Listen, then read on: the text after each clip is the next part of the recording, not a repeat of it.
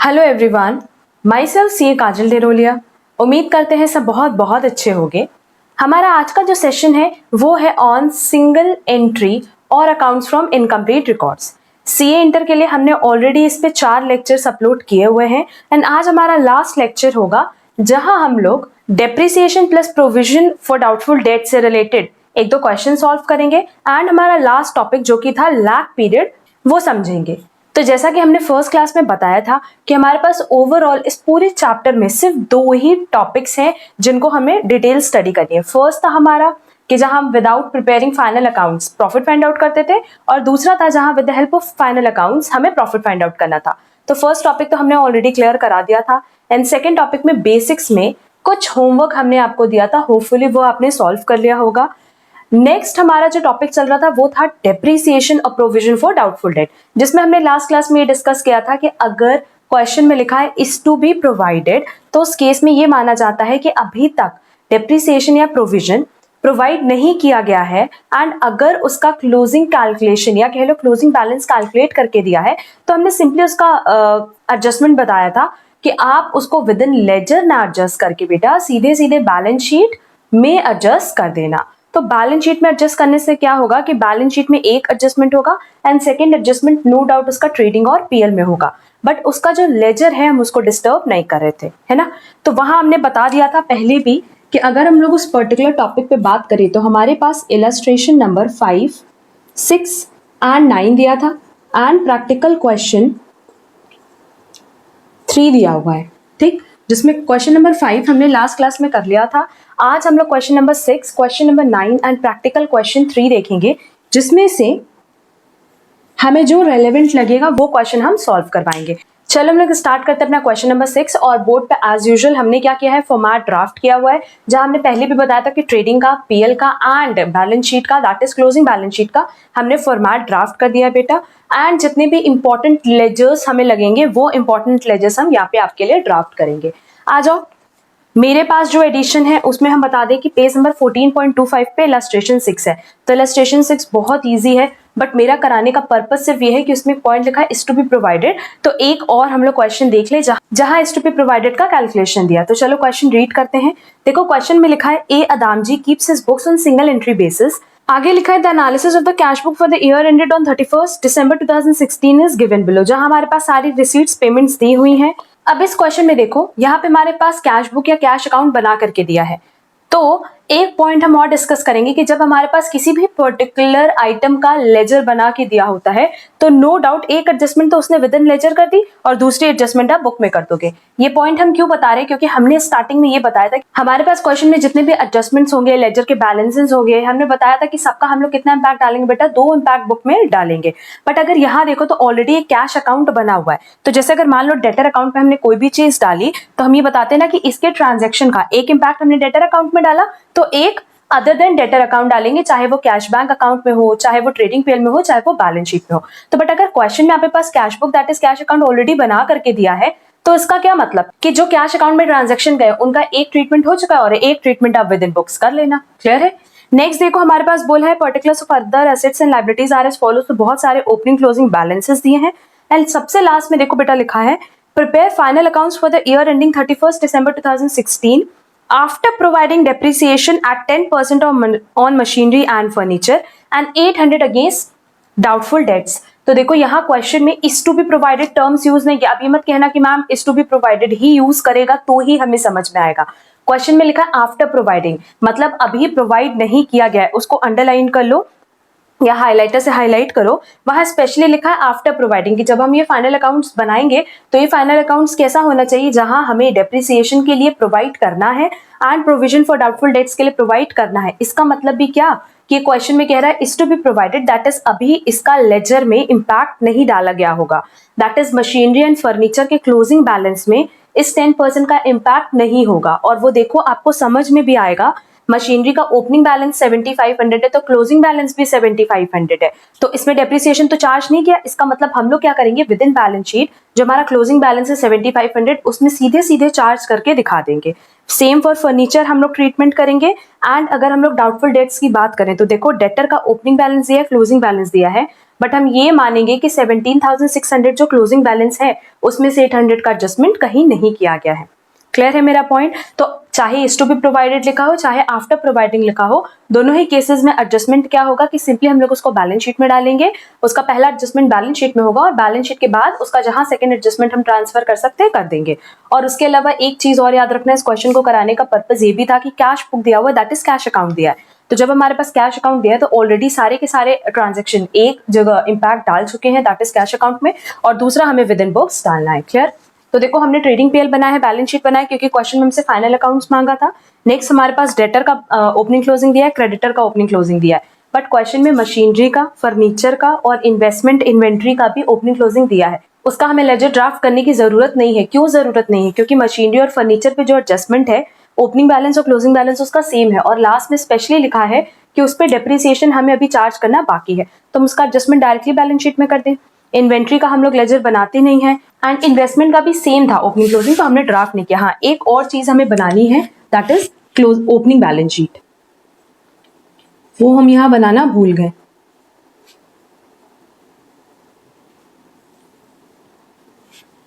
सबसे पहले हम शुरुआत करते हैं असेट एंड लायबिलिटीज के ओपनिंग क्लोजिंग से। देखो डेटर का ओपनिंग बैलेंस और क्लोजिंग बैलेंस दिया है, टू बैलेंस बीडी, और हमने बहुत बार बताया है कि बैलेंस इस तरीके से तुम लोग मत लिखना, तुम लोग पूरा पूरा लिखना, एग्जाम में भी पूरा ही लिखना है, 17,600। इसका दूसरा इम्पैक्ट डाल दे, यहां डाले बेटा बैलेंस शीट में।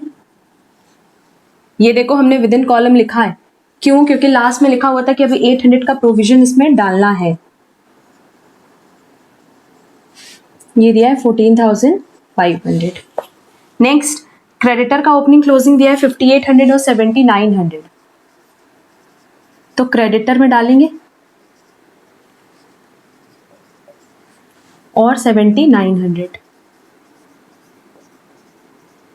और तुरंत इसका दूसरा इम्पैक्ट कहाँ डालेंगे? With in balance sheet. Creditors का ओपनिंग है 5,800, देखो बाहर के कॉलम में हमने डाली है फिगर, रीजन बिंग इसमें मेरे पास अभी कोई एडजस्टमेंट नहीं है, और 5,800 ये हो गया। नेक्स्ट मशीनरी का ओपनिंग क्लोजिंग दिया है, तो हम लोग सिंपली क्या करेंगे? मशीनरी का opening closing with in balance sheet डालेंगे।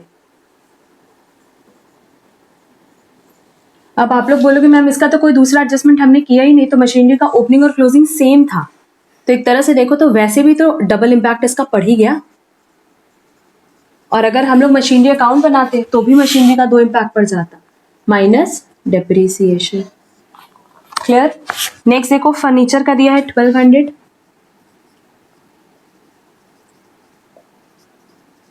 यहां पे हमने माइनस लिखा डेप्रिसिएशन, अभी हम उसका एडजस्टमेंट करेंगे।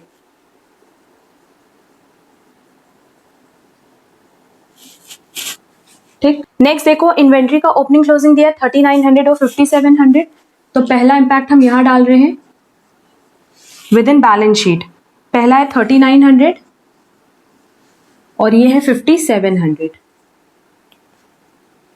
थोड़ा सा गैप छोड़ देना, रीजन बिंग अभी हमें डेटर्स में भी एडजस्टमेंट करना है। 3,900 और 5,700 ना,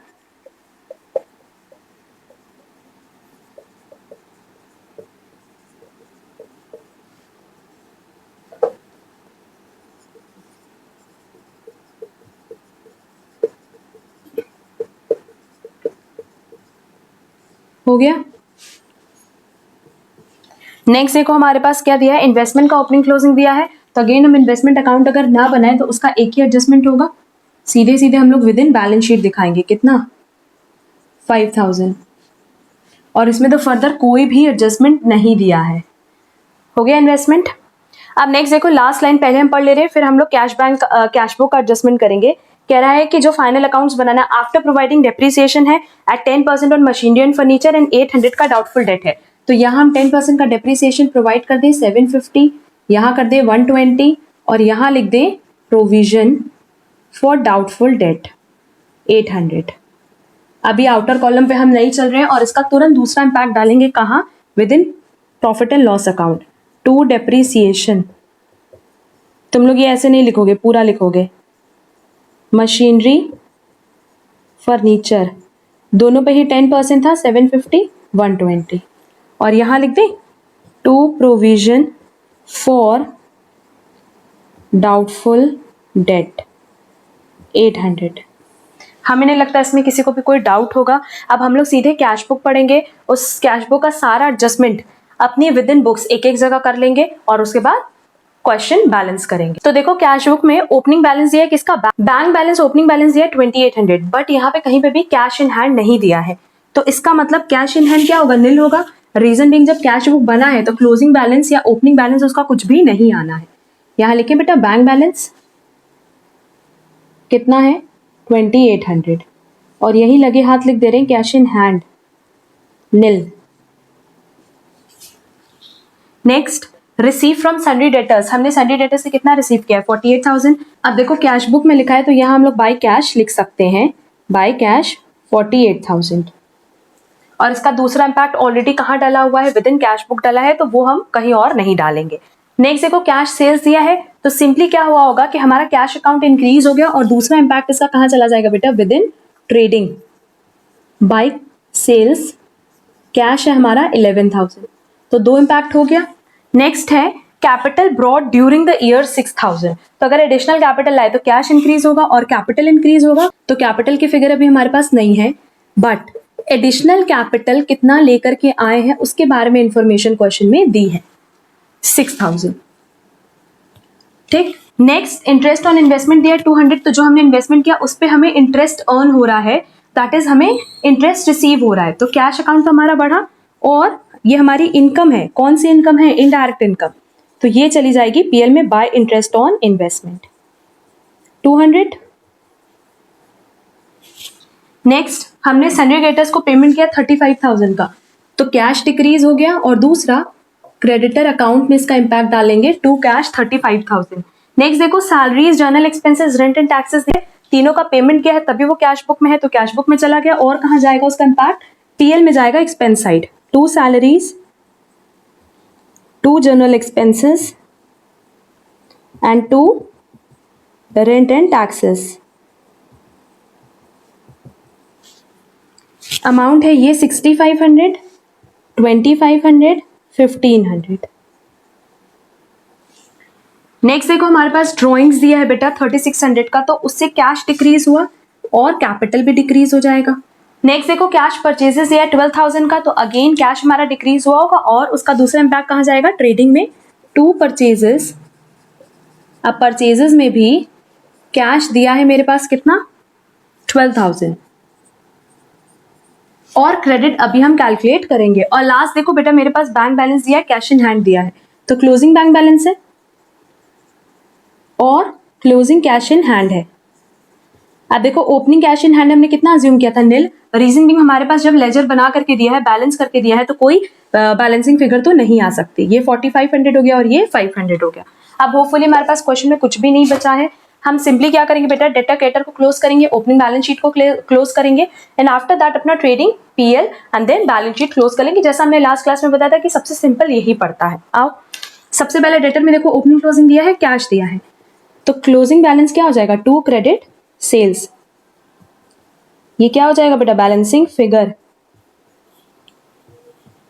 देखो कितना आ रहा है 48,000 प्लस 17,600 माइनस 14,500, ये आ रहा है 51,100। इसका दूसरा इम्पैक्ट कहाँ जाएगा, सीधे सीधे ट्रेडिंग में जाएगा, किस नाम से, क्रेडिट सेल्स। तो ये टोटल हो गया 62,100। क्रेडिटर्स को भी क्लोज कर दें, ओपनिंग क्लोजिंग दिया है, कैश दिया है, यह आ जाएगा by credit purchases, balancing figure कितना आ रहा है बेटा 35,000 प्लस 7,900 माइनस 5,800, ये आ रहा है 37,100। क्लियर। 37,100 का दूसरा इम्पैक्ट कहाँ जाएगा, क्रेडिट परचेजेस में 37,100, तो इसका टोटल हो जाएगा 49,100। क्लियर। अब ओपनिंग बैलेंस शीट क्लोज करो, सारा बैलेंस दिया है, सीधे सीधे मेरे पास बैलेंस क्या आ जाएगा बेटा, कैपिटल, और ये क्या है, बैलेंसिंग फिगर। देखो कितना आ रहा है 7,500 plus 1,200 plus 5,000 plus 14,500 plus 3,900 plus 2,800 minus 5,800, यार 29,100। और इसका दूसरा इम्पैक्ट के लिए ये जगह हमने खाली रखी थी। ये क्लोज हो गया। अब हम लोग अपना ट्रेडिंग क्लोज करेंगे, फिर पीएल क्लोज करेंगे। आओ ट्रेडिंग क्लोज करते हैं। टू ग्रॉस प्रॉफिट, ये क्या है, कैरेट डाउन, बैलेंसिंग फिगर। देखो कितना आ रहा है, 62,100 प्लस 5,700। इधर का टोटल आ रहा है 67,800, तो इधर का भी टोटल उतना ही आना चाहिए। माइनस 49,100 माइनस 3,900, ये आ रहा है 14,800। जीपी को हम ट्रांसफर कर रहे हैं ब्रॉड डाउन, एनपी आ जाएगा। कोई जरूरी नहीं कि नेट प्रॉफिट ही आए, नेट लॉस भी आ सकता है, बट इधर देखो 15,000 है, तो बट ऑब्वियस इधर भी 15,000 होना चाहिए। इधर कम फिगर है ना। ये देखो टोटल कितना हो जाएगा, 870।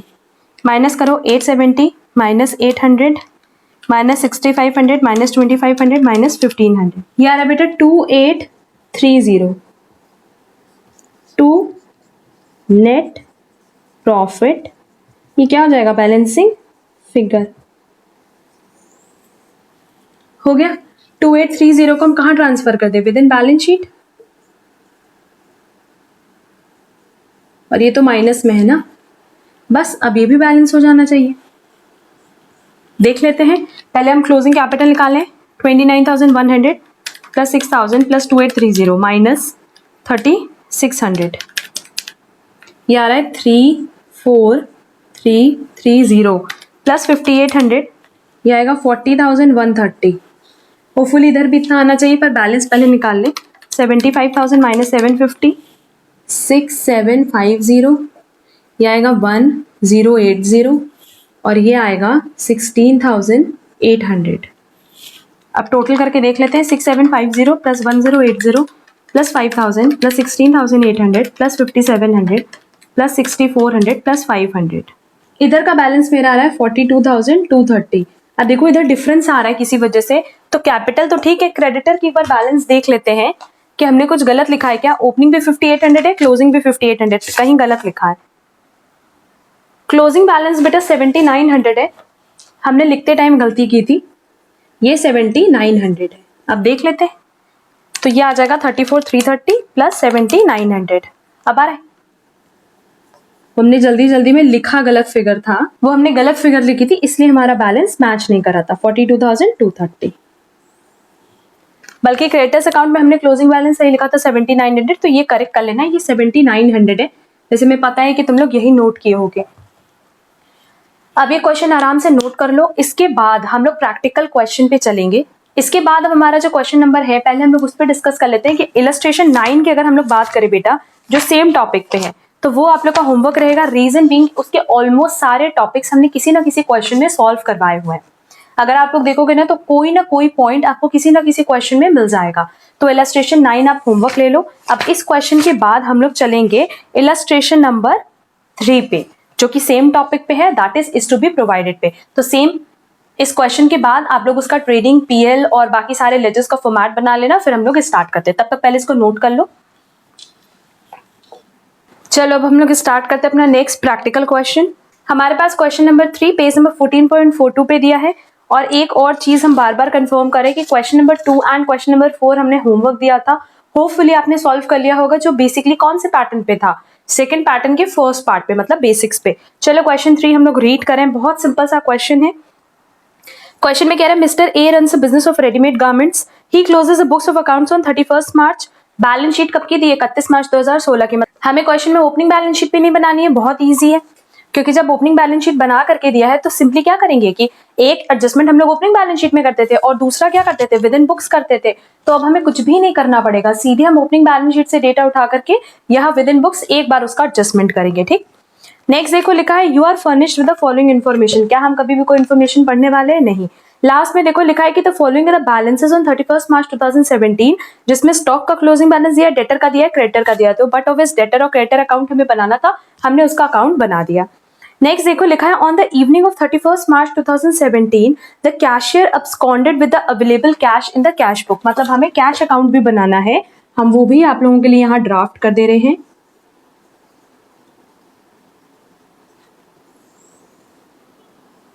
अब देखो इसका क्या मतलब है, क्वेश्चन में ये चीज लिखी हुई है कि ऑन इवनिंग ऑफ 31 मार्च 2017 मतलब लास्ट डे जो कैशियर था absconded with available cash in the cash book, cash book में जितना भी बैलेंस है वो लेकर के भाग गया, that is loss by theft हो गया, होगा ना। मतलब जितना आपके बिजनेस का cash at the end of the year बचा था वो कैशियर लेके भाग गया, तो लॉस बाय थेफ्ट हो गया क्योंकि चोरी की उसने। और कैश अकाउंट का बैलेंस कितना हो जाएगा, nil. Clear. Next, you are required to prepare trading and PL for the year ended 31 March 2017 and balance sheet भी उसी डेट की बनानी है and all the working should form part of the answer. तो हमने जो लेजर हमें समझ में आया हमने वो लेजर ड्राफ्ट कर दिया। और ये क्वेश्चन हम क्यों करा रहे हैं, क्योंकि देखो जो हमारे पास एडजस्टमेंट दिया हुआ है उसमें 4th पॉइंट में लिखा है depreciation on furniture is to be charged, क्योंकि ये इज टू बी चार्ज्ड है, दैट इज 2nd पॉइंट पे है, पैटर्न 2 का बी पॉइंट, इसीलिए हम ये क्वेश्चन सॉल्व करवा रहे हैं। तो सिंपली सबसे पहले हम क्या करेंगे बेटा, बैलेंस शीट में, ओपनिंग बैलेंस शीट में जितना भी एडजस्टमेंट दिया है या जितने भी ट्रांजेक्शन दिए सबका एक एक ट्रीटमेंट कर ले। फर्नीचर अकाउंट हमने जानबूझ करके नहीं बनाया क्योंकि रीजन बीइंग इसमें सिर्फ डेप्रिसिएशन का एडजस्टमेंट है, तो वो हम विद इन बैलेंस शीट कर देंगे। तो ओपनिंग बैलेंस कितना दिया है 40,000, यहां हम लिख दें क्योंकि जो बैलेंस शीट में दिया है उसका कितना एडजस्टमेंट अभी बाकी है, एक एडजस्टमेंट। और विद इन बैलेंस शीट क्यों लिखा है, क्योंकि हमें पता है कि अगर ये क्वेश्चन हम सॉल्व कर रहे हैं तो ये question is to be provided का है। तो हम लोग हमेशा करते क्या ना, ऊपर से जितनी भी एडिशनल इन्फॉर्मेशन है वो एक बार ऊपर से देख लेते हैं सो दैट हमें ओवरऑल आइडिया लग जाए। पूरा डिटेल में स्टडी नहीं करते, जैसे फर्स्ट पॉइंट सेल से है तुरंत स्किप किया, सेकंड परचेज से है, थर्ड अगेन तुम्हारा सेल से है, 4th पॉइंट हमारे लिए रेलेवेंट था, 5th तुम देखोगे तो सारा का सारा एडजस्टमेंट है किससे रिलेटेड, कैश से। तो हमने क्या किया कि कहीं ना कहीं क्वेश्चन जब ऊपर देखा तो हमें पता है इसमें डेप्रिसिएशन है, तो हमने क्या किया उसको विद इन कॉलम लिख लिया। नेक्स्ट, स्टॉक दिया है 2,80,000, तो ओपनिंग स्टॉक है कहाँ जाएगा, इसका एक adjustment within balance sheet हो गया और एक हो जाएगा बेटा ट्रेडिंग में to opening stock 2,80,000। Next, debtors opening balance दिया है 1 लाख, तो डेटर्स में हम ओपनिंग बैलेंस दिखा दें 1 लाख क्योंकि ओपनिंग बैलेंस शीट से फिगर आई है। Next, cash in hand, cash at bank का भी ओपनिंग बैलेंस दिया है और दोनों ही हमने लेजर ड्राफ्ट किया है। कैश इन हैंड और कैश एट बैंक दोनों का ही बैलेंस दिया है, तो ओपनिंग बैलेंस हम दोनों में डाल दें। कैश इन हैंड है 28,000 और कैश एट बैंक है 38,000। नेक्स्ट हमारे पास लायबिलिटी साइड देखो, ओपनिंग कैपिटल दिया है जिसके लिए हम ओपनिंग बैलेंस शीट बनाते थे, तब तो ये हमें कैलकुलेट करके दिया है, लिख लिया। और नेक्स्ट हमारे पास क्रेडिटर्स का भी ओपनिंग बैलेंस दिया है 82,000। अब तुम लोग देखोगे ना तो विद इन बैलेंस शीट जितना भी आइटम था सबको हमने कहीं ना कहीं ड्राफ्ट कर लिया है। अब मेरे पास कोई भी और फिगर नहीं बची। अब एक एक पॉइंट पढ़ेंगे जो इन्फॉर्मेशन में दिया है। लिखा है you are furnished with the following information, जहां पे लिखा है his sales for the year ended 31 March 2017, current year की सेल्स बता रहा है, were 20% higher than the sales of previous year, पिछले साल की सेल से वो कितना ज्यादा है 20%, out of which 20% sale was cash sales. और देखो क्वेश्चन में हमारे पास टोटल सेल्स 15-16 की भी दी है और अभी हम कौन से ईयर में है 16-17, तो लास्ट ईयर की सेल्स कितनी है 5 लाख। अब देखो इसके लिए तुम लोग को एक और वर्किंग नोट बनाना है, हम यहाँ ड्राफ्ट कर रहे हैं, मेरे पास यहाँ स्पेस है तो हम यहाँ वर्किंग नोट 5 बना रहे हैं और ये तुम लोग को कॉपी में लिखना है। कैलकुलेशन ऑफ, पहला कैलकुलेशन हो गया बेटा टोटल सेल्स का। देखो क्वेश्चन में सिंपली क्या बोला है कि जो लास्ट ईयर की सेल्स है, पहले हम समझा रहे हैं, उससे 20% ज्यादा क्या है करंट ईयर की सेल्स। तो सबसे पहले मैं करंट ईयर की सेल्स निकाल लो। देखो total sales of current year, ये कितना हो जाएगा बेटा, लास्ट ईयर की सेल्स देखो क्वेश्चन में कितनी दी है 5 लाख और कह रहा है कि इस साल की सेल्स इससे 20% ज्यादा है, तो इंटू 120% अगर हम कर दें तो हमारे पास सीधे करंट ईयर की सेल्स आ जाएगी। आ गई। अब इस 6 लाख में से क्वेश्चन में बोला है कि 20% कैश सेल्स है, 20% क्या है कैश सेल्स, तो इसका मतलब 80% क्या होगी क्रेडिट सेल्स। बस यही चीज हमें क्वेश्चन में बताया था। तो 6 लाख का 20% हो गया 1,20,000 और 80% कितना हो गया बेटा 4,80,000। क्लियर है। तो हम सबका बुक्स में 2 इम्पैक्ट डाल दें। 6 लाख तो सीधे हम कहाँ डाल सकते हैं ट्रेडिंग में, बाई सेल्स। हमें यहाँ पे अब इसका बाइफरकेशन दिखाने की जरूरत नहीं क्योंकि हमारे पास टोटल सेल्स डायरेक्टली दिया है। दूसरा इसका एडजस्टमेंट कहाँ होगा, 6 लाख में से 1,20,000 कैश सेल्स है तो वो यहाँ पे डाल दे सेल्स कैश अकाउंट में टू सेल्स 1,20,000। और दूसरा डेटर्स में हम उसको डालेंगे to credit sales 4,80,000। Hopefully point clear होगा। तो ये हमारा फर्स्ट पॉइंट का एडजस्टमेंट था, जो कि हमने जिसका 2 इम्पैक्ट बुक्स में डाल दिया। नेक्स्ट देखो बेटा, लिखा है payment for all the purchases were made by cheques only. मतलब हम क्रेडिटर को जब भी पेमेंट करेंगे तो किससे पेमेंट करेंगे? बैंक से। मतलब हम कैश से उनका पेमेंट नहीं करेंगे। तो अभी हमारे पास इसकी फिगर नहीं दी हुई है, हम सीधे सीधे यहाँ मेंशन कर लिए कि हम उनको अगर बैंक में पेमेंट करेंगे तो बैंक में भी बाय क्रेडिटर्स आएगा। नेक्स्ट देखो, लिखा है goods were sold for cash and credit both. वो तो हमने देख भी लिया, बट जो क्रेडिट कस्टमर्स है वो हमें सिर्फ चेक से पेमेंट करेंगे। मतलब हमें डेटर्स जब भी पेमेंट करेगा तो वो हमें चेक देगा। तो बाय बैंक, और बैंक में क्या लिख दे? To debtors. ये सारी चीजें इसलिए मेंशन किया है क्योंकि इस क्वेश्चन में बैंक अकाउंट और कैश अकाउंट अलग अलग है। नेक्स्ट देखो, अब सबसे स्पेशली इसी पॉइंट के लिए हमने क्वेश्चन सॉल्व करवाया है। लिखा है depreciation on furniture is to be charge 10%। तो इज टू बी चार्ज में हमने सिंपल आपको एडजस्टमेंट बताया कि विद इन बैलेंस शीट इसका एडजस्टमेंट कर दो, तो कभी भी तुम लोगों को दिक्कत होगी ही नहीं। और इस 4,000 का दूसरा इम्पैक्ट कहाँ चला जाएगा? प्रॉफिट एंड लॉस अकाउंट में, to depreciation on furniture 4,000। Clear है? नेक्स्ट देखो, लिखा है mister A send to the bank the collection of the month at the last date of the each month after paying salary, office expenses and personal expenses. मतलब जब मेरे पास हाथ में cash आ रहा है तो हम कुछ खर्चा उससे कर ले रहे हैं और बाकी जो बैलेंस बच रहा है उसको कहाँ जमा कर दे रहे हैं? बैंक में जमा कर दे रहे हैं। तो देखो लिखा है कि mister A send to the bank the collection, but उसके पहले वो क्या क्या पेमेंट कर रहा है? सैलरी का पेमेंट कर रहा है, तो कैश में लिखे बाई सैलरी। और वो हर मंथ ऐसा कर रहा है, लिखा है ना कि mister A send to bank the collection of the month at the last day of each month. हर महीने का उसका ये रूटीन है, तो पूरे साल का अगर ये रूटीन है तो सैलरी कितनी हो जाएगी? 2,000 इंटू 12। नेक्स्ट दिया हुआ है हमारे पास ऑफिस एक्सपेंसेस, ये है बेटा 1,200 इंटू 12। एंड नेक्स्ट है ड्रॉइंग्स, और ये दिया है 500 इंटू 12। क्लियर है? तो इसका दूसरा एडजस्टमेंट, सैलरी, ऑफिस एक्सपेंसेस और ड्रॉइंग्स का दूसरा एडजस्टमेंट, सैलरी और ऑफिस एक्सपेंसेस कहाँ जाएगा? विद इन पीएल, तो टू सैलरी। और सैलरी अगेन अब हम लोग यहाँ पे लिखेंगे 2,000 इंटू 12। डायरेक्ट कैलकुलेट करके भी लिख सकते थे, 24,000। Office expenses 1,200 into 12, 14,400। और ड्रॉइंग्स का दूसरा एडजस्टमेंट कहाँ होगा? कैपिटल से लेस कर दे, जो कि कितना है? 500 इंटू 12, दैट इज 6,000। क्लियर है? कह रहा है कि बाकी जो पैसा बचा वो हम जमा कर देंगे, बट उसके बारे में कितना जमा किया बैंक में उसकी इन्फॉर्मेशन नहीं दी है। आगे देखते हैं। आगे कह रहा है कि हमने क्रेडिटर्स को पेमेंट किया है कितने का? 3 लाख। तो हमें पता है कि वो पेमेंट किससे हुआ है? बैंक से हुआ है, कैश से नहीं हुआ है। और जो फिगर हमें फिल करनी थी हमने कर दी। नेक्स्ट, हमने रेंट पे किया है अप टू 31 मार्च 2017। कितने का बेटा? 16,000 का। पर देखो ऊपर लिखा क्या था? लिखा था analysis of bank passbook for the year ending 31 March 2017 disclose the following. तो सिंपली लिखा है बैंक पासबुक, इसका मतलब बैंक से पेमेंट हुआ है, तो बैंक में हमने क्रेडिटर्स दिखा दिया और बैंक में हमें क्या दिखाना है? रेंट दिखाना है। और ये रेंट कब का है? इसी करंट ईयर का। देखो 31 मार्च 2017, इसका मतलब ये पूरा का पूरा करंट ईयर का है 16,000। इसका दूसरा एडजस्टमेंट कहाँ चला जाएगा? पीएल में, to rent 16,000। Clear? Next, last हमारे पास इसमें एडजस्टमेंट दिया है cash deposited into the bank during the year. हमने इस साल कितना कैश डिपॉजिट किया? 80,000। तो वही कह रहा था कि ये सारा पेमेंट करने के बाद जो बैलेंस बच रहा है वो हम कहाँ जमा कर दे रहे हैं? बैंक में। उसकी कॉन्ट्रा एंट्री होगी बैंक टू कैश अकाउंट। तो बैंक टू कैश कितना? 80,000। और कैश में लिख दें बाई बैंक 80,000। क्लियर है? फिर स्टॉक का मेरे पास क्लोजिंग स्टॉक दिया है 1,60,000। यहाँ लिखे बाई क्लोजिंग स्टॉक 1,60,000। तो इसका दूसरा एडजस्टमेंट कहाँ जाएगा? With in closing balance sheet. सबका 2 एडजस्टमेंट करना है ना।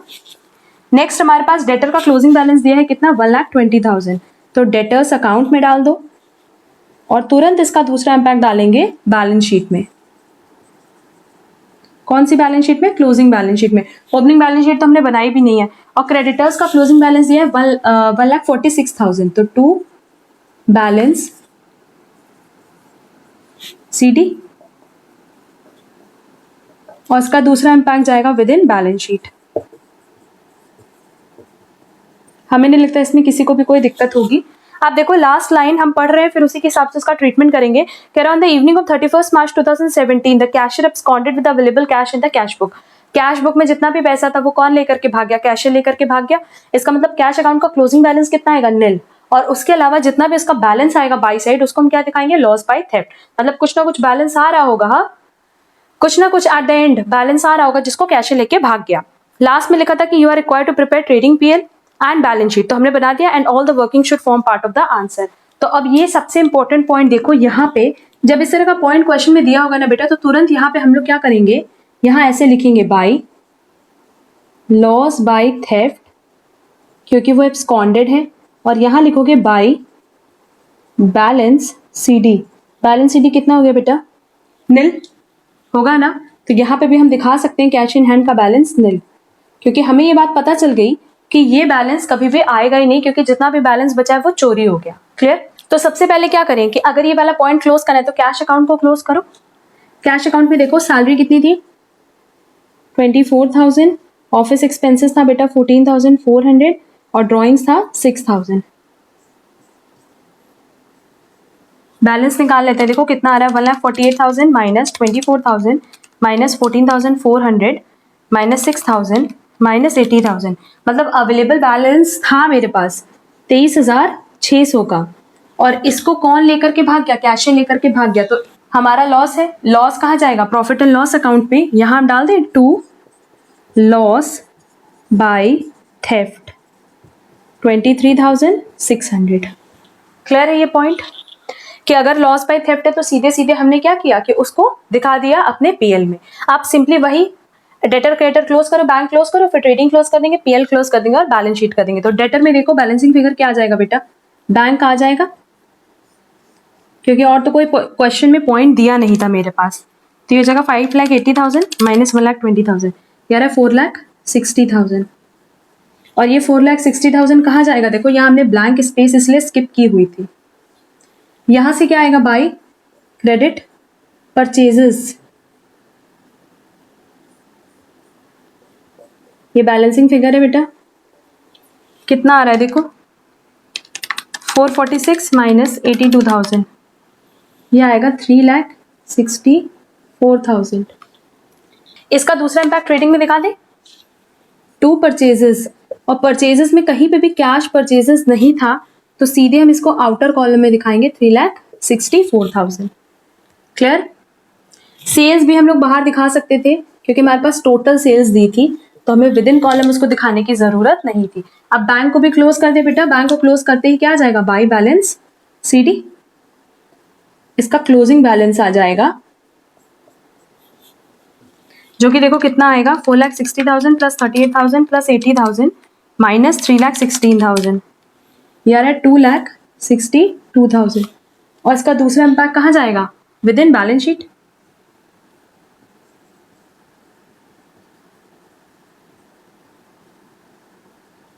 हो गया? ये हो गया। तो अब मेरा debtor account, creditor account, bank account, cash account सब क्लोज हो गया। तो सबसे पहले हम लोग ट्रेडिंग क्लोज करेंगे, after that PL, after that balance sheet. देखो हमारे पास सेल्स दिया है, क्लोजिंग स्टॉक दिया है, ओपनिंग स्टॉक दिया है, परचेजेस दिया है। तो बैलेंसिंग फिगर क्या आ जाएगा? ग्रॉस प्रॉफिट या ग्रॉस लॉस, जो भी, कैरेट डाउन।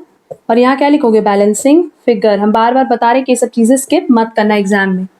यहाँ हो जाएगा बेटा 7,60,000। तो नो डाउट इधर भी मेरा टोटल कितना आना चाहिए? 7,60,000, क्योंकि फिगर कम है ना।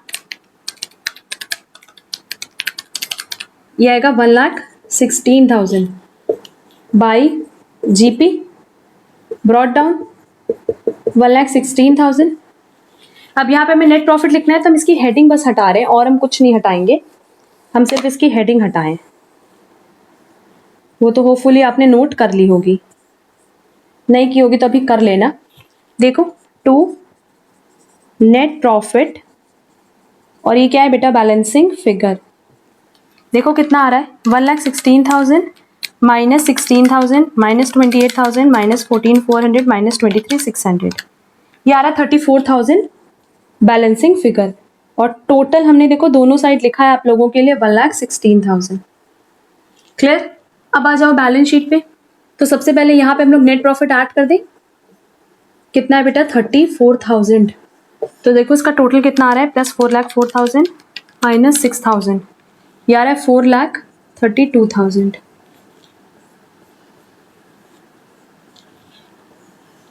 टोटल निकालेंगे बेटा 1,46,000, इधर का आ रहा है 5,78,000। तो नो डाउट उधर का भी इतना ही बैलेंस आना चाहिए। ये देखो ये 36,000 है और यहाँ स्पेस की ज़रूरत नहीं थी हमें। ये है 36,000 प्लस 1,60,000 प्लस 1,20,000 प्लस 2,62,000। इधर का भी बैलेंस आ रहा है 5,78,000। तो देखो ये क्वेश्चन बहुत सिंपल था। अगर इस क्वेश्चन में देखेंगे तो बहुत ज़्यादा कुछ खास नहीं था, सिर्फ इज टू बी प्रोवाइडेड वाला पॉइंट था। बट अगर अभी आपने question number 2 and question number 4 नहीं किया तो क्वेश्चन नंबर 2 देखना, बिल्कुल सेम पैटर्न पे है। उसमें भी यही चीज लिखा है कि जो कैश है वो स्कॉन्डेड है। क्लियर? तो होपफुली उसका पॉइंट आपको समझ में आ गया होगा। आराम से इसकी नोटिंग कर लो। फिर हमारा जो लास्ट टॉपिक बचा है लैग पीरियड, जिस पे अगर आप देखोगे तो इलस्ट्रेशन तो बचा नहीं है, कोई भी इलस्ट्रेशन हमने सारा क्लास में करा दिया है और 1-2 इलस्ट्रेशन होमवर्क दिया है। और प्रैक्टिकल क्वेश्चन की अगर बात करें तो प्रैक्टिकल क्वेश्चन में question number 1 and question number 5 ये दोनों हमारा लैग पीरियड पे है। पर लैग पीरियड के लिए पहले हमें कॉन्सेप्ट क्लियर करना होगा और फिर हम लोग उसके न्यूमेरिकल पे चलेंगे। तो पहले आराम से इसको नोट कर लो, फिर हम लोग चलते हैं हमारे next topic that is lag period पे। तो चलो अब हम लोग स्टार्ट करते हैं अपना लास्ट टॉपिक, जो कि बेसिकली है लैग रेशियो। ये हमारा लास्ट टॉपिक है अकाउंट्स फ्रॉम इनकम्प्लीट रिकॉर्ड्स का, और इस पे बेसिकली सिर्फ 2 ही क्वेश्चंस बुक में दिए हैं, एक प्रैक्टिकल क्वेश्चन नंबर 1 और एक प्रैक्टिकल क्वेश्चन नंबर 5।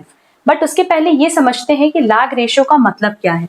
अगर हम लोग बात करें बेटा लैग की, तो लैग का मतलब क्या होता है पहले ये समझो। डिले इन, किस चीज में डिले? डिले मतलब देरी, किस चीज में डिले कर रहे हैं? Either in collection of funds और पेमेंट ऑफ फंड्स। मतलब हमने ये चीज बोला कि फंड्स के कलेक्शन में या फंड्स के पेमेंट में अगर किसी तरह की कोई देरी होती है, डिले होता है, तो उसी को हम कहते हैं बेटा लैग पीरियड। इस पूरे प्रोसेस को ही हम लोग बोलते हैं लैग पीरियड।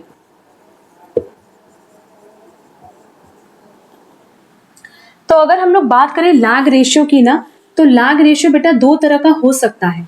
पहला लैग रेशियो होता है डेटर लैग और दूसरा लैग रेशियो होता है क्रेडिटर लैग। अब इन दोनों में डिफरेंस क्या है ये देखो। अगर कलेक्शन ऑफ फंड में डिले हो रहा है तो इस पीरियड को हम लोग बोलते हैं डेटर लैग पीरियड, और अगर पेमेंट में डिले हो रहा है तो क्रेडिटर लैग पीरियड।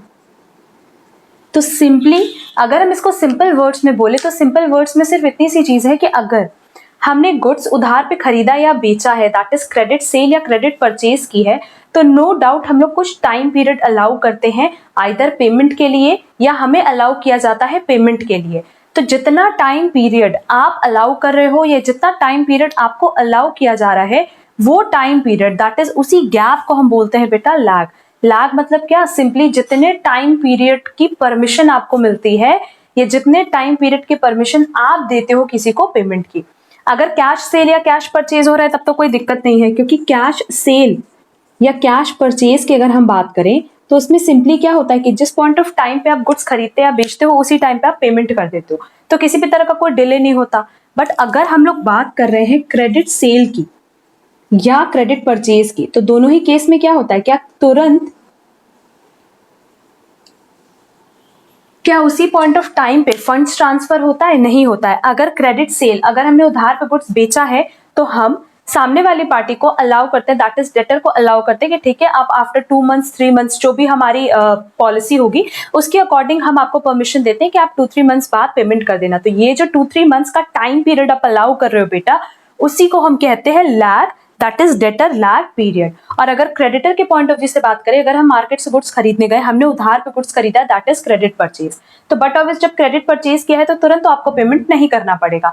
मान करके चलो कि आपको 1 मंथ का टाइम पीरियड अलाउ किया गया थ्रू क्रेडिटर, तो उस केस में क्रेडिटर ने आपको जो 1 महीने का टाइम पीरियड अलाउ किया है कि आप आफ्टर 1 मंथ पेमेंट कर देना, तो वो 1 मंथ का टाइम पीरियड ही हमारा होता है क्रेडिटर लैग पीरियड। होपफुली ये पॉइंट समझ में आया होगा कि अगर हम बात करें लैग रेशियो की तो उसके पहले हमें समझना है लैग पीरियड। और लैग पीरियड मतलब सिंपली होता है डिले। किस चीज में डिले? फंड्स के डिले की बात करें, और वो फंड्स कलेक्शन के फॉर्म में भी हो सकता है, पेमेंट के फॉर्म में भी हो सकता है। इसलिए हमने पहले ही क्लियर कर दिया कि दो तरह का लैग होता है, first is debtor lag and second is creditor lag. Clear? अब हम लोग इसका फॉर्मूला देख लेते हैं, बट पहले इसमें से जो भी आपको नोट करना है आप कर लो। तो अब देखो, अब हम लोग बात कर लेते हैं फॉर्मूले पे, जिसकी एप्लीकेबिलिटी हम लोग को हर क्वेश्चन में दिखेगी भी। तो हमें ये तो समझ में आ गया, अगर हम इन सिंपल वर्ड्स बोले तो चाहे क्रेडिट सेल हो या क्रेडिट परचेज, तो क्रेडिट मतलब जहां पे पेमेंट तुरंत नहीं होना है, कुछ टाइम बाद होना है, या कलेक्शन तुरंत नहीं होकर के कुछ टाइम बाद होगा। तो वो जो टाइम पीरियड है, टाइम गैप है, उसी टाइम गैप को हम कहते हैं बेटा लैग पीरियड और लैग रेशियो। क्लियर? अब देखो फॉर्मूले की अगर हम बात करें, हमें अगर eight the end of the year debtors का कैलकुलेशन करना हो तो वो कैलकुलेशन आप कैसे करोगे? सिंपली ड्यूरिंग द ईयर आपने जितना भी क्रेडिट सेल्स किया है, credit sales during the year multiply lag period, जितना आपने उनको टाइम अलाउ किया था। और ये डेटर्स कौन से वाले डेटर्स है? Eight the end of the year, या हम कह सकते हैं कि क्लोजिंग डेटर है। ये सिर्फ हम आपको समझाने के लिए लिख रहे हैं कि इफ इन केस मान लो क्वेश्चन में हमारे पास during the year credit sales दी है और कितना हमने टाइम पीरियड उनको अलाउ किया पेमेंट का वो दिया है, तो दोनों को मल्टीप्लाई करके सिंपली हम क्या कैलकुलेट कर सकते हैं बेटा? Debtors, that is closing debtors और debtors at the end of the period. अब लेट्स से अगर हमारे पास क्रेडिट सेल्स क्वेश्चन में दी हुई है 12 लाख और हमने टाइम पीरियड अलाउ किया, मतलब अगर हम क्रेडिट सेल कर रहे हैं तो हमने बोला है कि ठीक है आप 2 मंथ्स बाद इसका पेमेंट कर सकते हो, तो लैग पीरियड कितना हो गया? Of 2 months. तो इसको हम लोग कैसे लिखेंगे? 2 डिवाइडेड बाय 12। अब देखो कैलकुलेशन कितना आ रहा है, 2 लाख का आ रहा है। तो इसका मतलब eight the end of the year हमारा डेटर क्या होगा या क्लोजिंग डेटर क्या होगा? 2 लाख। और इसको सिंपल तरीके से समझो कि इस 12 लाख में से ये 2 लाख हमें eight the end of the year receive नहीं हुआ होगा, है ना? इसको देखो हम एक और तरीके से समझा रहे हैं डायग्राम के थ्रू। क्लियर? लेट्स से ये अप्रैल, मई, जून, जुलाई, अगस्त, सितंबर, अक्टूबर, नवंबर, दिसंबर, जनवरी, फरवरी, मार्च, ये हमारा कंप्लीट ईयर है। और हमारे पास क्वेश्चन में इंफॉर्मेशन दी है कि इस पूरे साल में जो हमारा क्रेडिट सेल्स हुआ है वो है ऑफ 12 लाख। एंड हमारा लैग पीरियड कितना है बेटा? 2 मंथ्स। और इसके अलावा एक और अजम्पशन हमें रखना होगा कि हमारी जो सेल्स है वो यूनिफॉर्म है during the year, that is per month जो सेल आ रही है वो कितनी आ रही है? 1 लाख। हर महीने की सेल 1 लाख है। क्लियर? तो अब देखो जो सेल हमने क्रेडिट सेल की बात करें, कैश सेल की बात नहीं करें, क्योंकि कैश सेल में क्या होता है कि तुरंत आप पैसे रिसीव कर लेते हो। बट अगर क्रेडिट सेल की बात करें तो जो हमने अप्रैल में क्रेडिट सेल की थी उसका अमाउंट आपको किस मंथ रिसीव होगा? जून में। देन मई का होगा जुलाई में, जून का होगा अगस्त, 2 मंथ्स का गैप है ना, सितंबर का नवंबर में, अक्टूबर का दिसंबर में, नवंबर का जनवरी में। क्योंकि अगर नवंबर में हमने सेल किया और 2 मंथ्स का टाइम पीरियड अलाउ है तो दिसंबर, जनवरी। अब दिसंबर का पेमेंट मिलेगा फरवरी में, और जनवरी का कब मिलेगा बेटा? मार्च में। बट फरवरी का कब मिलेगा? Next year April. एंड मार्च का कब मिलेगा? नेक्स्ट ईयर मई। क्लियर? तो डेटर मतलब क्या होता है? डेटर मतलब जितना पैसा अभी हमें सेल्स का नहीं मिला है। तो यहां देखो सिर्फ 2 मंथ्स का ही तो आपको नहीं मिलेगा, दैट इज जो लास्ट 2 मंथ्स है फरवरी एंड मार्च, इसका पैसा हमें कब मिलना है? इस साल नहीं मिलना है बल्कि अगले साल मिलना है। तो कितनी सेल थी? यहाँ पे 1 लाख की सेल थी, यहाँ पे 1 लाख की सेल थी, तो ये दोनों मिला करके कितनी की सेल हो जाएगी? 2 लाख की। और ये 2 लाख हमें नहीं रिसीव हुआ है, तो यही 2 लाख कहाँ रिफ्लेक्ट करेगा बेटा? क्लोजिंग डेटर्स में। क्लियर होगा होपफुली ये पॉइंट। तो सिंपली हमें सिर्फ इतना याद रखना है, अगर लाख की बात करें तो लाख मतलब डिले, जितना टाइम पीरियड हमने अलाउ किया एज अ डेटर। हम कह रहे हैं क्रेडिट सेल्स के पॉइंट ऑफ व्यू से बात हो रही है कि जितना टाइम पीरियड हमने अपने डेटर्स को अलाउ किया है पेमेंट के लिए, उसी टाइम पीरियड को, उसी गैप को हम लोग कहते हैं लैग पीरियड। क्लियर? तो हमें एग्जाम के पॉइंट ऑफ व्यू से देखें तो हमें सिर्फ ये फॉर्मूला ही लर्न करना है और इस फॉर्मूले की हेल्प से चाहे तो हमें क्वेश्चन में क्लोजिंग डेटर्स निकालना होगा, चाहे हमें क्वेश्चन में क्रेडिट सेल्स निकालना होगा। तो इसको नोट कर लो, फिर इसी बेसिस पे हम लोग परचेजेस भी देख लेंगे या क्रेडिट लाग रेशियो भी कैलकुलेट कर लेंगे।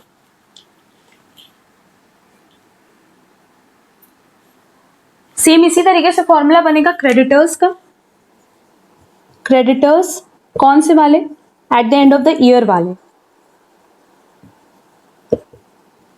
अगर हमें इसका कैलकुलेशन करना है तो सिंपली ड्यूरिंग द ईयर जितना भी क्रेडिट परचेज हमने किया है, इसीलिए हम यहां पे लिख रहे हैं ड्यूरिंग द ईयर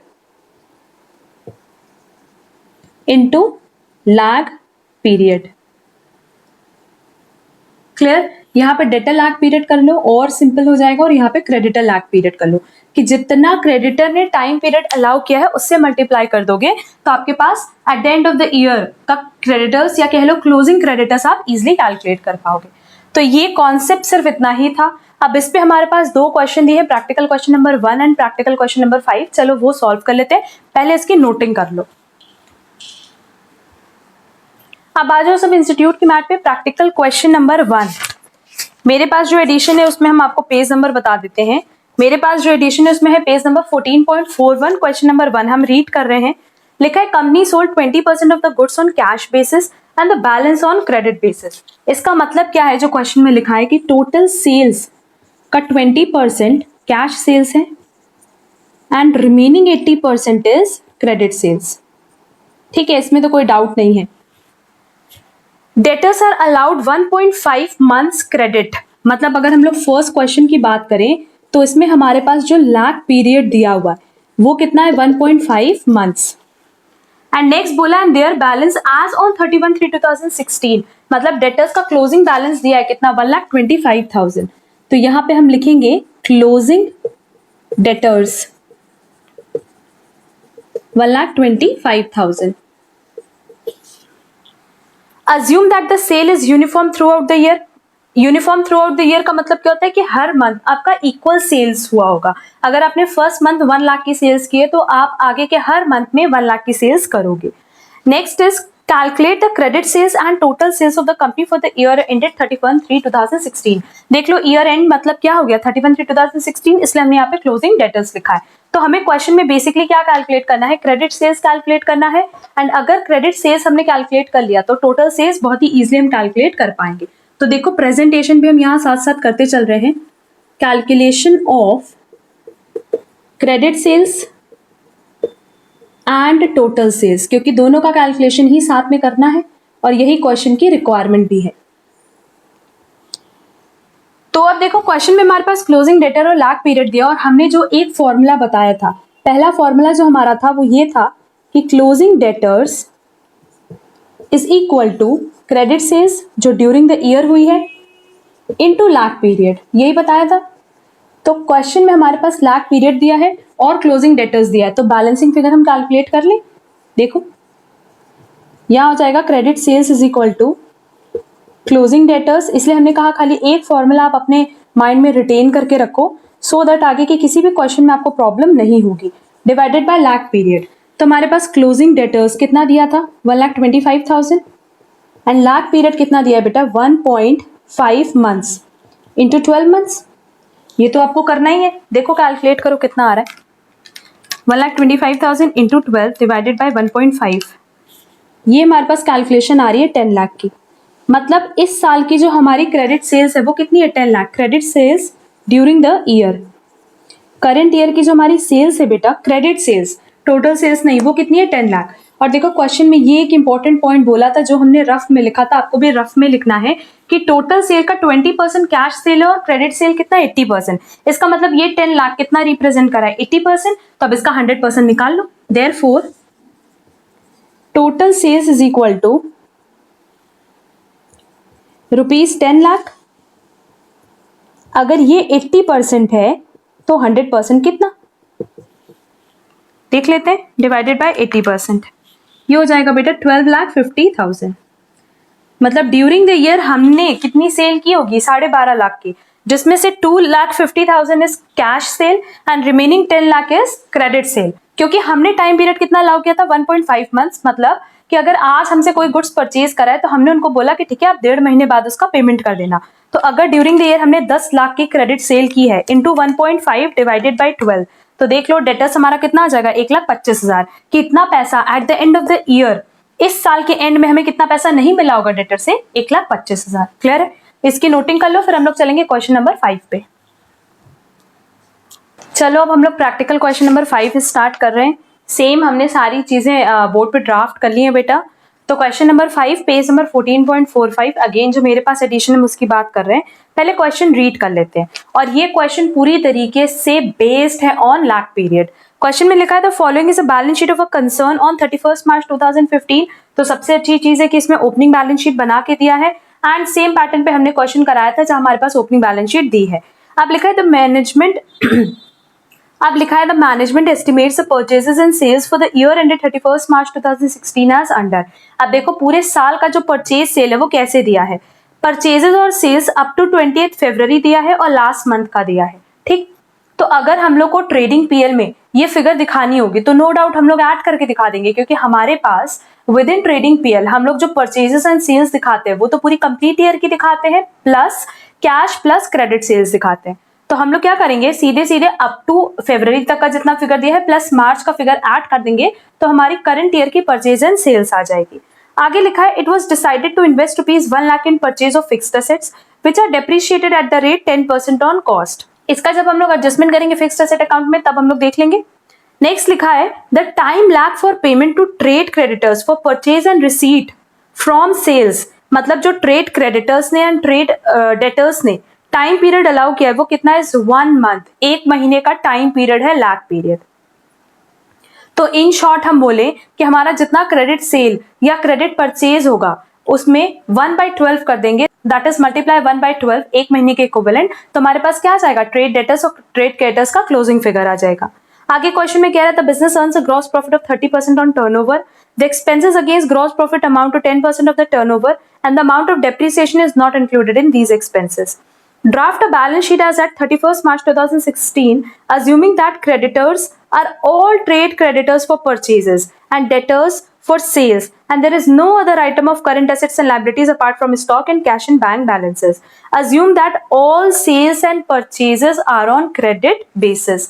तो ये क्वेश्चन हम हर क्वेश्चन में ये चीज बता रहे थे कि पूरा पूरा क्वेश्चन रीड करने की जरूरत नहीं है, बट जब क्वेश्चन लैग पीरियड से रिलेटेड होता है तो वो क्वेश्चन एक बार पूरा रीड कर लेना। रीजन बीइंग कि वहां पे हमारे पास बहुत सारी इंफॉर्मेशन अलग से दी रहती है कि हमने सेल्स परचेज किस बेसिस पे किया है, वहां कैश है कि नहीं, सारा का सारा क्रेडिट बेसिस पे किया है क्या, लैग पीरियड क्या है, तो वो सारी इंफॉर्मेशन यहाँ पे दी हुई है।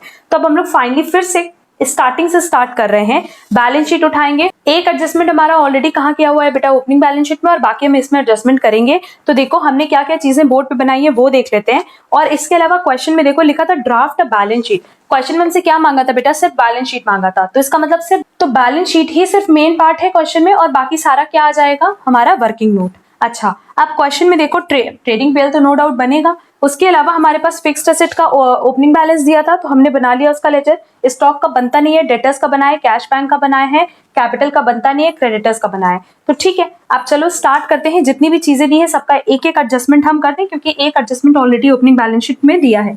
ओपनिंग फिक्स्ड एसेट है 4 लाख, तो यहां लिखेंगे to balance BD 4 lakh. Next हमारे पास स्टॉक दिया हुआ है, ओपनिंग स्टॉक है 3 लाख, तो वो चला जाएगा within trading P L to opening stock 3 lakh. Next हमारे पास डेटर्स का ओपनिंग बैलेंस दिया है 1,50,000, तो वो हम ओपनिंग डेटर्स दिखा रहे हैं 1,50,000। नेक्स्ट कैश एंड बैंक दिया है 3,50,000, तो ये भी इसके लेजर में दिखा दे to balance BD 3,50,000। Opening capital दिया बेटा तो वो बैलेंस शीट में चला जाएगा, कितना है 10 लाख। और हमारे पास क्वेश्चन में क्रेडिटर का ओपनिंग बैलेंस दिया है बट पीएल भी दिया हुआ है, कितना 60,000। ऐड करेंगे प्रॉफिट ऑफ लास्ट ईयर, क्योंकि इसको कैपिटल में एडजस्ट नहीं किया गया होगा इसीलिए इसको अलग से इस तरीके से मेंशन किया है।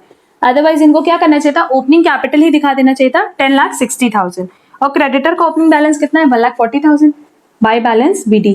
ये हम लोग ना 2015 के बेसिस पे जब 2016 की पूरी फिगर्स पूरे लेजर्स मेंटेन करे तो कहीं पे भी ना प्रॉपर इंफॉर्मेशन नहीं दिया और मैक्सिमम अजम्पशन दिया, इसलिए हमने क्या लिखा है, प्रोजेक्टेड लिखा है। देखो ये बैलेंस शीट में और ट्रेडिंग पेल में हमने प्रोजेक्टेड वर्ड इसलिए यूज किया क्योंकि एक तो प्रॉपर इंफॉर्मेशन नहीं है और बहुत सारे अजम्पशंस दिए हैं, तो कहीं ना कहीं अगर हम अजम्पशन के बेसिस पे ट्रेडिंग पेल बैलेंस शीट बना रहे हैं तो वो प्रोजेक्टेड ही होगी। अब देखो इस सबका एक एक एडजस्टमेंट हमने कर लिया। अब आओ यहाँ पे अगेन जहां पे हमारे पास परचेज सेल्स दिया था, तो लास्ट लाइन में बेटा ये चीज लिखी हुई थी कि सारी की सारी सेल्स एंड परचेजेस कौन सी है, क्रेडिट सेल क्रेडिट परचेज। इसका मतलब ड्यूरिंग द ईयर कुछ भी कैश बेसिस पे नहीं हुआ है।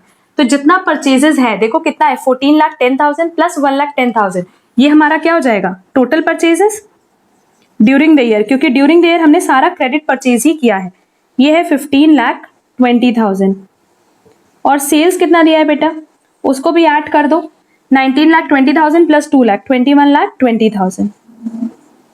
इसका एक एडजस्टमेंट तो हमने विद इन ट्रेडिंग कर लिया और दूसरा एडजस्टमेंट कहाँ होगा, अगर पूरा क्रेडिट परचेज है तो वो क्रेडिटर्स में लिखेगा बाई क्रेडिट परचेजेस, कितना सेम फिगर 15,20,000, और अगर पूरा क्रेडिट सेल्स है तो वो डेटर्स में दिखेगा टू क्रेडिट सेल्स 21,20,000। क्लियर। अब देखो एक पॉइंट यहाँ बहुत रेलेवेंट है, हमने पहले ही बताया कि अगर फॉर्मूला वाइज चलेंगे तो फॉर्मूले में क्या है कि इफ इन केस मान लो हमें क्लोजिंग डेटर्स निकालना है, यहाँ हम समझा रहे हैं अगर हमें क्लोजिंग डेटर्स निकालना है तो हम लोग क्या करेंगे, सीधे सीधे जितना during the year credit sales हुआ है इनटू लाख पीरियड, यही ना करेंगे। ये सिर्फ समझाने के लिए लिख रहे हैं, एग्जाम पॉइंट ऑफ व्यू से ये नहीं लिख करके आना है। तो ये देखो हम समझाने के लिए लिख रहे हैं कि credit sales into lakh period करना है, और हमें ये बात पता है कि यहाँ हमें जब लाख पीरियड की बात करें तो कितना टाइम पीरियड अलाउ किया गया है बेटा, 1 मंथ।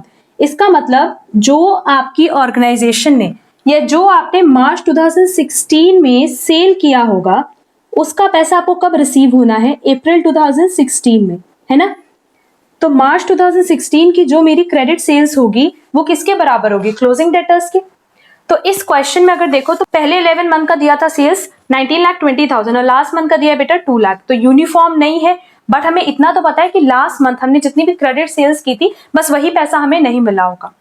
क्लियर है ना, क्योंकि एक महीने का लाख पीरियड दिया गया था। तो इसका मतलब मेरे पास क्वेश्चन में सीधे सीधे क्लोजिंग डेटर्स दिया हुआ है कैलकुलेट करके, कितना 2,00,000।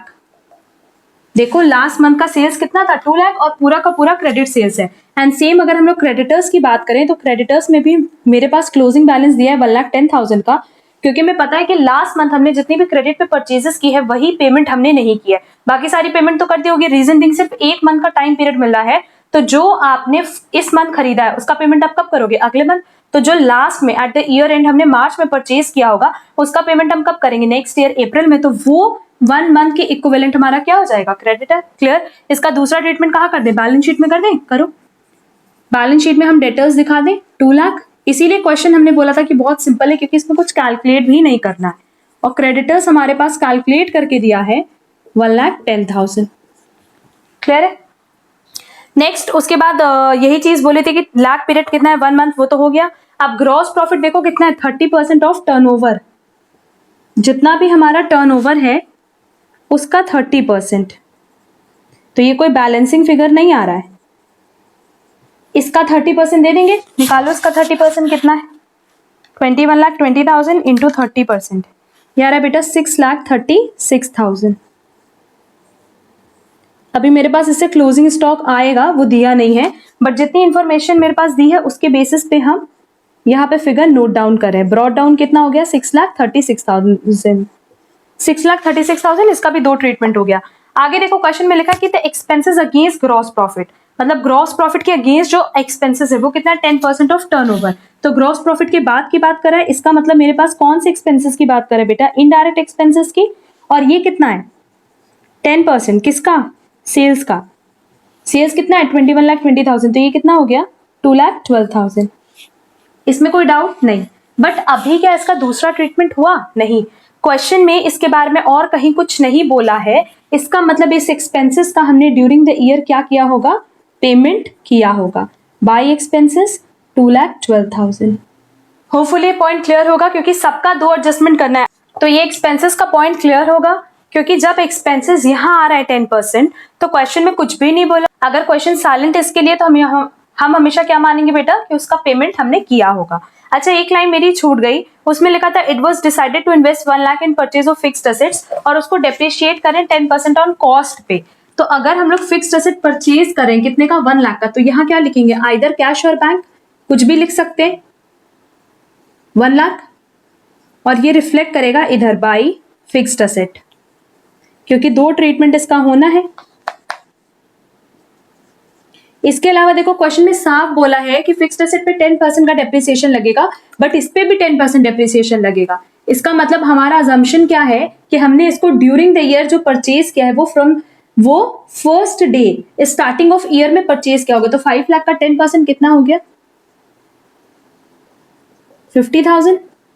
तो ये हो गया हमारा डेप्रिसिएशन। ये क्लियर है, क्योंकि क्वेश्चन में ये चीज साफ बोली है बेटा। देखो लिखा था कि which are depreciated at the rate 10% on cost, तो 4 लाख तो 10% पे डेप्रिशिएट होगा, बट 1 लाख भी अगर कहीं पे कुछ क्वेश्चन में नहीं बोला है तो हम क्या मानेंगे कि ये बिगनिंग ऑफ द ईयर में परचेज किया गया होगा। और उसका दूसरा ट्रीटमेंट कहाँ जाएगा, वो हो सकता है कि एक्सपेंसेस में इंक्लूड हो। देखो आगे क्या लिखा है, लिखा था expenses against gross profit amount to 10% of the turnover. ये तो हो गया जिसका पेमेंट हमने किया। इसका मतलब इस 2,12,000 में कहीं ना कहीं डेप्रिसिएशन इंक्लूड नहीं होगा, तभी तो हमने पूरा पेमेंट पे लिखा है।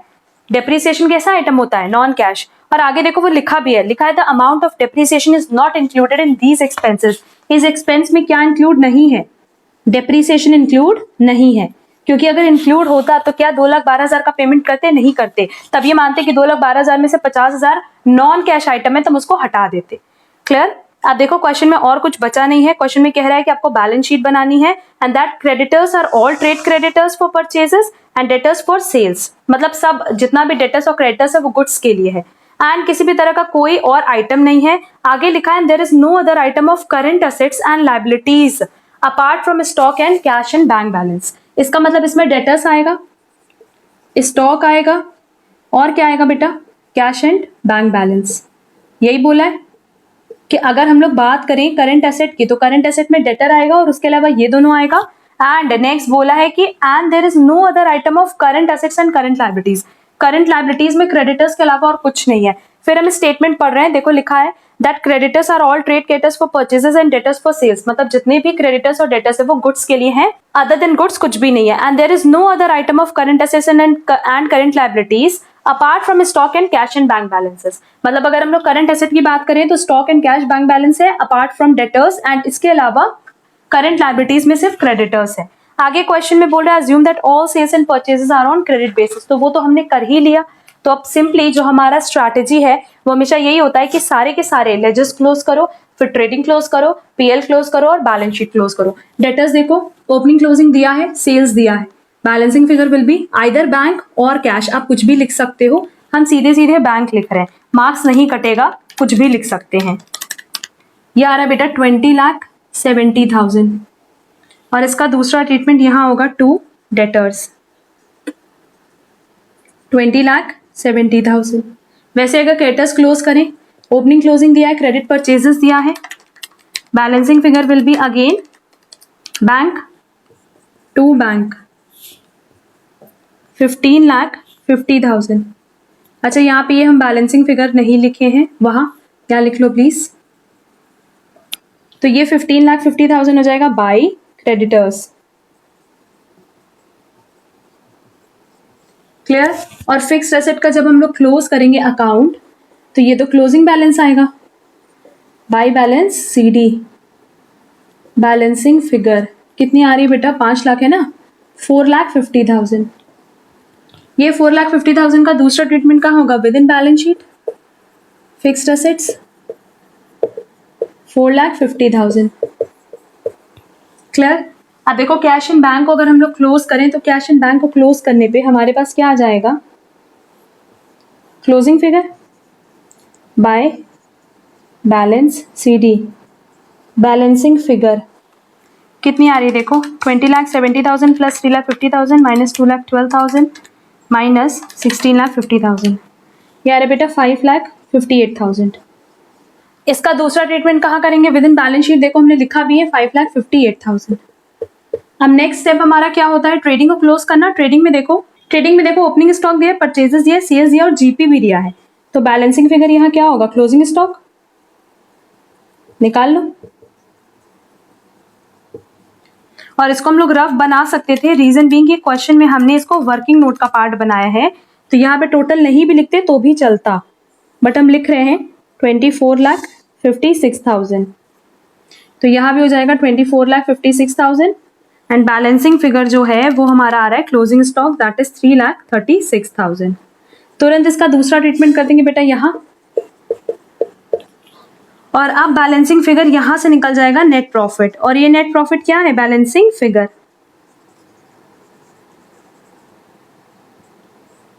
देखो कितना आ रहा है,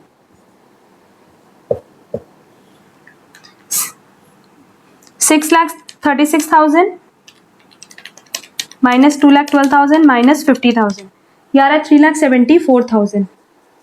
इसका दूसरा ट्रीटमेंट कहाँ कर दें, विद इन बैलेंस शीट, यहाँ ऐड कर देंगे नेट प्रॉफिट 3,74,000, और इसको बाहर की तरफ टोटल करके लिख दें, यह आएगा 14,34,000।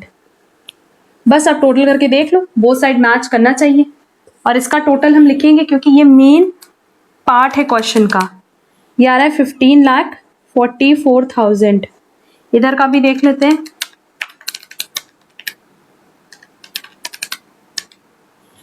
इधर भी आ रहा है बेटा 15,44,000। तो होपफुली पॉइंट क्लियर होगा लैग पीरियड। ये लास्ट पॉइंट था हमारा अकाउंट्स फ्रॉम इनकम्प्लीट रिकॉर्ड्स का।